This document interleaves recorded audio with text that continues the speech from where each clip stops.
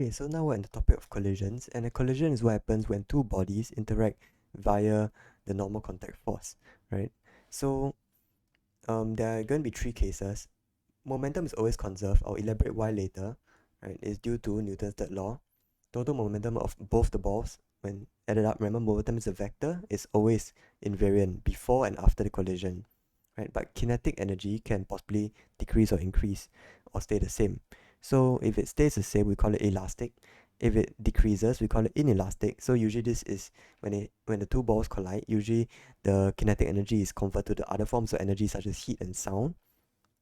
And if the total kinetic energy increase, we call it super elastic. So this happens when, let's say, two objects, they are very they're in compression, right? There's some spring inside objects. When they collide, maybe the spring releases the energy and pushes them apart, right? Remember that in all three of these cases, momentum is always conserved, right? Only kinetic energy can possibly have different values. So the reason for momentum conservation is due to Newton's third law.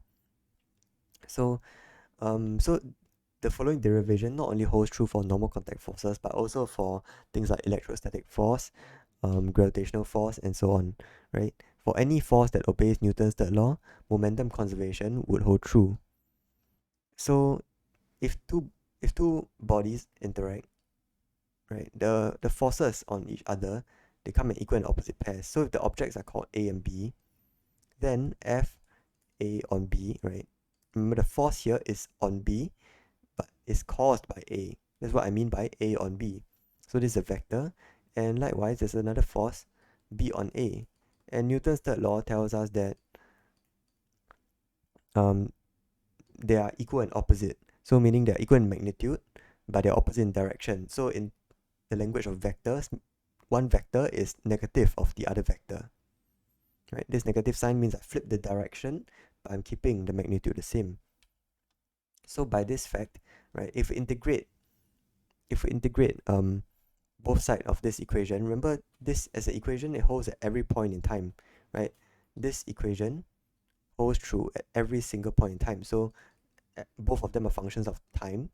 And so if I integrate both sides with respect to time over the same time interval, then that gives me the change in momentum of B and the change in momentum of A. Remembering that momentum once again are vectors.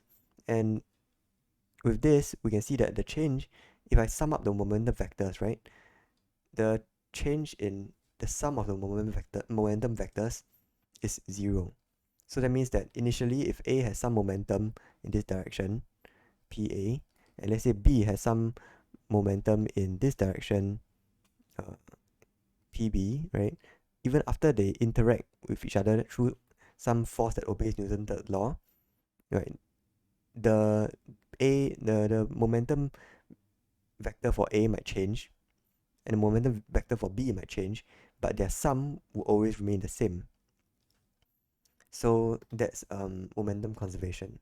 Okay, so now we'll move on to 1D elastic collisions.